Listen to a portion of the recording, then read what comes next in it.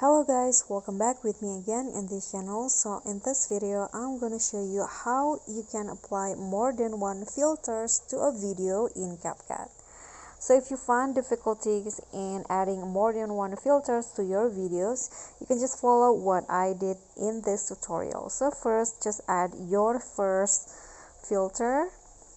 I'm going to just use a random filter like this. Just click on a check icon, and then after that you can just click on the arrow here to go back, and then click on the filter again.